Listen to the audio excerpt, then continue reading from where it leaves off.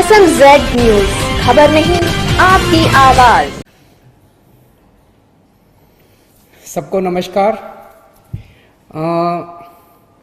Corona में जैसे मैंने रोज़ जब मैं प्रेस कॉन्फ्रेंस करता हूं, मैं बताता हूं कि हमारे जो एफ़र्ट्स हैं वो दो दिशा में हैं। एक तो ये कि कोरोना को फैलने से किस तरह से रोका जाए, उसमें हम सोशल डिस्टेंसिंग कर रहे हैं और कई सारे और लॉकडाउन चल रहा है, कई सारे मेजर्स लिए गए हैं। और दूसरा हम लोगों के एफ़र्ट्स हैं कि किस तरह से कोरोना से होने वाली मौतों को रोका जाए, कम किया जाए। कोरोना अगर किसी को हो भी जाए तो अस्पताल में जाए, अपना इलाज कराए और खुशी खुशी अपने घर लौट आए। ये हमारा हमेशा एफ़र्ट है। तो कुछ दिन पहले मैंने आपको बताया था, लगभग 10 दिन पहले, पिछले हफ्ते मंगलवार को हम लोगों को केंद्र सरकार से परमिशन मिली थी कि हम कोरोना के जो सबसे सीरियस मरीज हैं, काफ़ी सीरियस मरीज हैं, उन लोगों के ऊपर हम प्लाज्मा थेरेपी ट्राई करके देख सकते हैं कि उन पे क्या असर पड़ता है।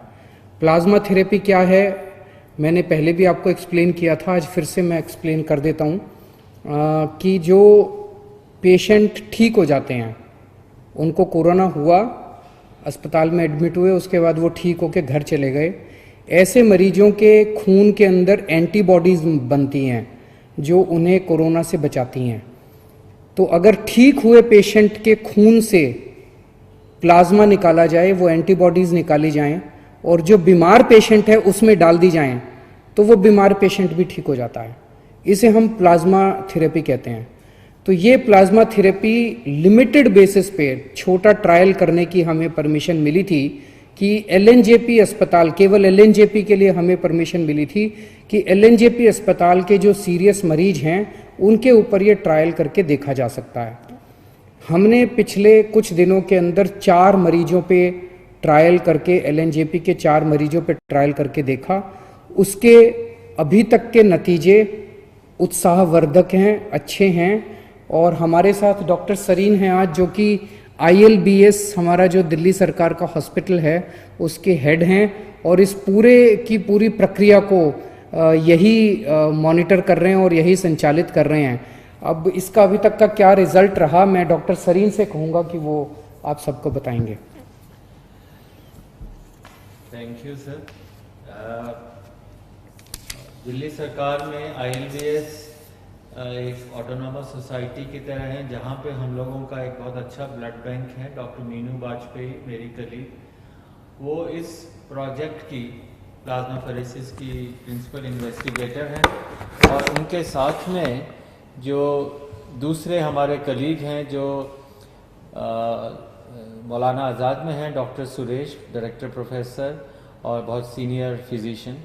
तो हम सब ने मिलकर एक इनिशियल प्लानिंग करी थी और उस प्लानिंग में ये था कि उस समय तक प्लाज्मा थेरेपी सिर्फ पुराने सार्स के मरीज़ों के लिए या किसी और समय, वैसे तो 1901 में डिप्थीरिया के लिए भी ये यूज़ हुई थी, पुरानी थेरेपी है। तो हमें लगा कि चूंकि और कोई दवाई, कोई वायरस की दवाई नहीं है या हमारे पास ऐसी दवाई नहीं है कि वायरस शरीर में एंटर हो तो उससे हम आगे बढ़ने से रोक सकें, तो एक ही थेरेपी थी कि वायरस को कैसे न्यूट्रलाइज करें या उसके साइड इफ़ेक्ट्स कैसे कम करें। मैं सिर्फ सिंपल भाषा में समझाऊंगा कि इसके 3 फेजेस होते हैं बीमारी के। पहला फेज़ है जिसे हम वायरस फेज़ कहते हैं, जिसमें वायरस शरीर के अंदर आता है, वायरस बढ़ता जाता है, कभी यहाँ जाता है, कभी कहाँ। सेकेंड फेज़ होता है जिसे पल्मोनरी फेज़ कहते हैं, जिसमें लंग के अंदर इंजरीज आने लग जाती हैं और उसके कारण उसको ब्रीदिंग की डिफ़िकल्टी, सांस की डिफ़िकल्टी। और थर्ड फेज़ जो होता है जिसमें साइटोकाइन रिलीज होते हैं, मतलब शरीर ऐसे सारे चीज़ें प्रोड्यूस करता है कि वायरस को अपन मार सके। तो अगर वो थर्ड स्टेज में मरीज आता है तो उसके ऑर्गन फेलियर की स्टेज हो जाती है, वो लेट स्टेज हो जाती है। सेकेंड स्टेज में मरीज आता है जिसमें लंग के अंदर इन्फेक्शन है पर बाकी ऑर्गन्स चल रहे हैं। उस थेरेपी के अंदर, उस स्टेज के अंदर अगर अपन प्लाज्मा दें तो हम वायरस को भी कम कर सकते हैं और हम ऑर्गन फेलियर्स को बचा सकते हैं। फर्स्ट स्टेज में पकड़ में ही नहीं आता, उस समय तो जैसा CM साहब ने कहा हमें सिर्फ प्रिवेंशन और अर्ली डिटेक्शन पे है। तो हमें अगर मरीज 7 से 15 दिन के बीच में आए जिसको ब्रीदिंग की डिफ़िकल्टी है या सांस की है, तो ऐसे व्यक्ति में जिसमें बाकी ऑर्गन फेल नहीं हो उस समय तक, तो ऐसे व्यक्ति में प्लाज्मा थेरेपी का रोल हो सकता है। हाँ, अभी शुरू में जो हमने मरीज़ किए हैं, बहुत सारे मरीज स्क्रीन किए, और शुरू में डॉक्टर्स का ये काम होता है do no harm. Hippocratic oath यही है कि आप भले ही सोचें कि अच्छा हो रहा है पर बुरा ना करें।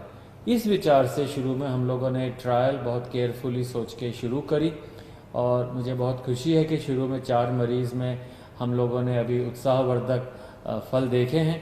और हाँ, आज उम्मीद है कि 2 या 3 मरीज़ और हमारे जो हैं, जो कि सिक हैं LNH हॉस्पिटल में, उनको हम लोग उनके टेस्टिंग रात 1:30 बजे सैंपल आए, अभी मुझे लगता है कि 12 बजे तक उनका वायरस टेस्ट हो जाएगा, और उनके लिए ब्लड भी तैयार है, प्लाज्मा भी तैयार है, और हो सकता है आज हम उन लोगों को थेरेपी दे सकें। और इस थेरेपी के बेनिफिट्स काफ़ी हैं। अगर आपने उसको दिया तो वो 3rd स्टेज, जिसे हम साइटोकाइन स्टॉर्म कहते हैं, उस स्टेज पे मरीज ना जाए जिसमें ऑर्गन फेल हो और लंग के इन्फेक्शन जल्दी से करेक्ट हो जाएं। ये एक हमारा मेन एम है, और ऐसे थेरेपी और अभी कोई है नहीं।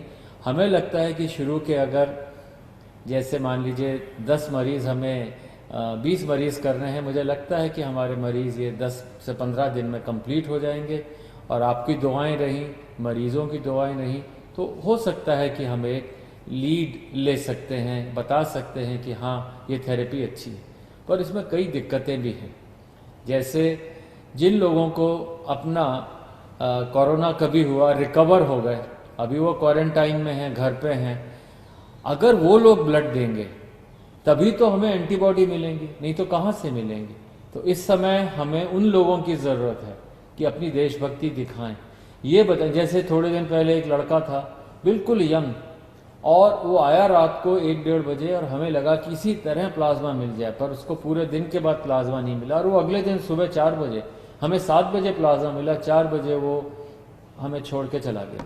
तो दिन भर मैं डिप्रेस होता रहा, पूरी टीम डिप्रेस हो गई कि क्या हमारे यहाँ ऐसे लोग नहीं हैं जो कि अदरवाइज ऑल राइट हैं और घर पे हैं, और जिनके अंदर रिकवर हो गए हैं कोरोना से, तो भाई अपना ब्लड, ये ब्लड डोनेशन भी नहीं है, ये मान के चलिए, जैसे CM साहब ने बताया कि ये ब्लड डोनेशन नहीं है। जैसे मैं ब्लड देने जाऊं, मैंने 50-60 बार ब्लड दे दिया, कोई भी मरीज ट्रांसप्लांट का होता, कोई बीमार होता, सबसे पहले जाके सुबह 8 बजे हम ब्लड दे देते थे। ब्लड देने के बाद हमें 3 महीने वेट करना पड़ता है दोबारा देने के लिए। पर प्लाज्मा के अंदर, उसमें जैसे आपने कभी देखा हो डेंगू के लिए, भाई मेरे प्लेटलेट निकाल लो, बाकी ब्लड वापस अंदर आ जाता है। तो उसी तरीके से प्लाज्मा फेरेसिस में एक मशीन होती है, खून उसमें से जाता है, सिर्फ थोड़ा सा एंटीबॉडी प्लाज्मा लिया जाता है, बाकी खून वापस आ जाता है, कोई कमजोरी नहीं, वीकनेस नहीं। और आप चाहें, मतलब अगर हिम्मत है तो 10 दिन में फिर दे सकते हैं ब्लड, तो 3 महीने तक नहीं दे सकते। दूसरी एक बात है कि अगर आप ब्लड देते हैं तो आपकी बोन मैरो स्टिमुलेट होती है, नया ब्लड बनता है, you feel younger, it is a longevity के लिए ब्लड डोनेशन एक बहुत अच्छा माध्यम है। और फिर हमारी जिम्मेदारी है कि डोनर को नुकसान ना हो, मतलब पहले उसका हीमोग्लोबिन चेक होता है, वेट है, उसकी वेन्स हैं, कोई सिम्टम्स नहीं है, पूरा चेक करके डोनर की सुरक्षा ज़्यादा ज़रूरी है।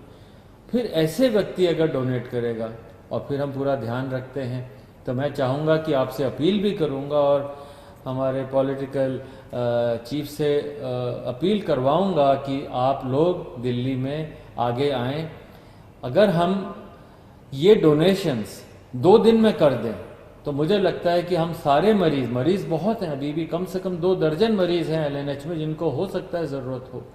तो आप लोग अगर आएँ, हमें डोनेशन दें, हम मरीज़ के ऊपर पूरी जी जान से, हमारी टीम जो है पूरी जी जान से लग कर के उनको सुपरवाइज़ करेगी, उनको प्लाज्मा या जो भी देना है देगी, हो सकता है वो ठीक हो जाए।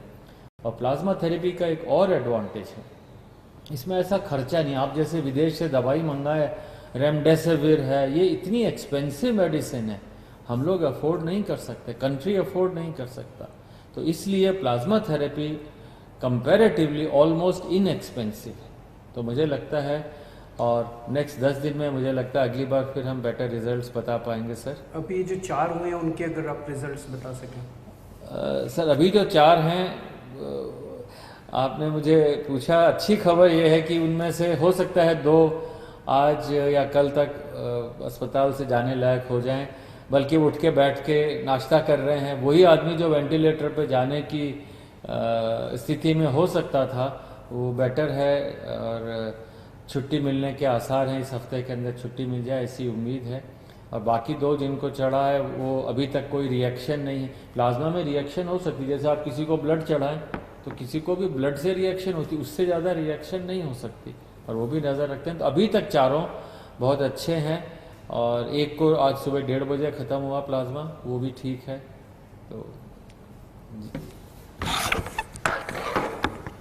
तो अभी मेरे पास जो अस्पताल से डिटेल्स हैं, 4 जो मरीज थे उसमें से 2 मरीजों को मंगलवार को प्लाज्मा दिया गया था। तो आज 3 दिन हो गए उन्हें प्लाज्मा दिए हुए। वो दोनों आईसीयू में थे, और मुझे एलएनजेपी के मेडिकल डायरेक्टर जो हैं उन्होंने बताया है कि शायद आज उनको आईसीयू से निकाल के वार्ड में शिफ्ट कर दिया जाएगा। पहले उनकी तबीयत बहुत ज़्यादा ख़राब थी। टेक्निकल टर्म्स में अगर हम देखें तो पहले पेशेंट का रेस्पिरेटरी रेट यानी कि सांस लेने का रेट 30 था, 15 होना चाहिए, 30 था। 30 बहुत ज़्यादा माना जाता है। ऑक्सीजन सेचुरेशन लेवल उनका 85% था, ये 95% होना चाहिए। ये भी बताते हैं बहुत सीरियस होता है। तो ये दोनों चीज़ें बहुत सीरियस थी। प्लाज्मा देने के बाद अब उनका रेस्पिरेटरी रेट 20 हो गया है और ऑक्सीजन सेचुरेशन 98% हो गया है। इसी तरह का इम्प्रूवमेंट चारों मरीजों में देखने को मिला है, जिसमें उनका रेस्पिरेटरी रेट और ऑक्सीजन सेचुरेशन लेवल इम्प्रूव हो गया है। तो मंगलवार को जो 2 पेशेंट्स आईसीयू में थे और काफ़ी सीरियस हालत में थे, आज उन्हें शायद आईसीयू से छुट्टी मिल जाएगी। और जो 2 पेशेंट्स हैं बाकी उनको कल दिया गया है प्लाज्मा, और अभी 24 घंटे में ही उन्होंने काफ़ी अच्छे रिजल्ट्स दिखाए हैं, और उम्मीद है कि ये भी काफ़ी अच्छे रिकवर होंगे। आज 2 या 3 और पेशेंट्स को दिया जाएगा। और इसके अलावा एक कोई प्राइवेट हॉस्पिटल है जिसने भी प्लाज्मा थेरेपी की है, और उनका पेशेंट जो है वो बहुत सीरियस हालत में था, उसको अस्पताल से ही छुट्टी मिल गई है। आईसीयू से भी छुट्टी मिल गई, अस्पताल से भी छुट्टी मिल रही है शायद आज। तो वो उसका भी अच्छा नतीजा आया है। तो जैसे मैंने कहा, अभी तक हमारे को लिमिटेड ट्रायल्स के परमिशन केंद्र सरकार से मिली थी। केंद्र सरकार ने हमें ये परमिशन दी थी कि आप केवल एलएनजेपी के सीरियस पेशेंट्स के ऊपर प्लाज्मा थेरेपी ट्राई करिए और हमें नतीजे बताइए, फिर हम आपको बाकी दिल्ली की परमिशन देंगे। तो अगले 2-3 दिन और हम ट्रायल्स करेंगे, और उसके बाद नेक्स्ट वीक हम लोग केंद्र सरकार को पूरे दिल्ली के सीरियस कोरोना के पेशेंट्स को प्लाज्मा थेरेपी देने के लिए अप्लाई करेंगे कि पूरे दिल्ली के सीरियस पेशेंट्स को प्लाज्मा थेरेपी देने की हमें इजाज़त दी जाए। मुझे उम्मीद है कि वो भी इजाज़त हमें जल्दी मिल जाएगी। तो उसके बाद दिल्ली के किसी भी अस्पताल के अंदर कोई भी कोरोना का अगर सीरियस पेशेंट है उसको हम ट्राई कर पाएंगे, उसको हम प्लाज्मा थेरेपी दे पाएंगे। फिर से मैं कह दूँ, ये इनिशियल नतीजे हैं। अभी कोई हम ये ना सोचें कि इसका कोरोना का इलाज मिल गया और ऐसा कोई, इनिशियल नतीजे हैं। इनिशियल नतीजे बहुत उत्साहवर्धक हैं, एक उम्मीद की किरण नज़र आ रही है। और मैं वैसे तो ज़िंदगी ऊपर वाले के हाथ में है, और हम हमेशा कहते हैं, सभी डॉक्टर्स भी कहते हैं कि ज़िंदगी ऊपर वाले के हाथ में है। हर डॉक्टर पूरी कोशिश करते हैं अपने मरीज को बचाने की। तो लेकिन एक ये इतने ऐसे समय में एक ये उत्साहवर्धक खबर है हम सब लोगों के लिए। जैसे डॉक्टर साहब ने कहा, इसमें सबसे अहम रोल डोनर का है, जो कोरोना से ठीक हो गया और वो आके अपना प्लाज्मा डोनेट करता है।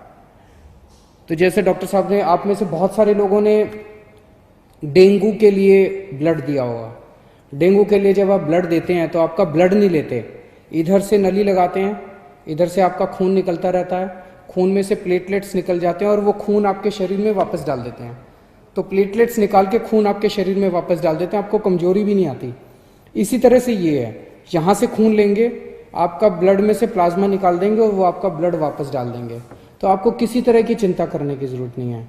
हमारी जितने लोग अभी ठीक होके गए हैं, उन सब लोगों से हाथ जोड़ के निवेदन है कि आप अब दूसरे लोगों की जान बचा सकते हैं। तो एक एक व्यक्ति जो ठीक होके गया है, उसकी जिम्मेदारी बनती है कि वो दूसरों के काम आए। और जब मैं कह रहा हूँ जान बचा सकते हैं, तो आपका प्लाज्मा, आपके खून से लिया हुआ प्लाज्मा केवल और केवल उन्हीं पेशेंट्स को दिया जा रहा है जो बहुत सीरियस हैं। अगर आप प्लाज्मा ना दें तो हो सकता है उनकी मौत हो जाए। तो एक्चुअली आप एक आदमी की ज़िंदगी बचाएंगे।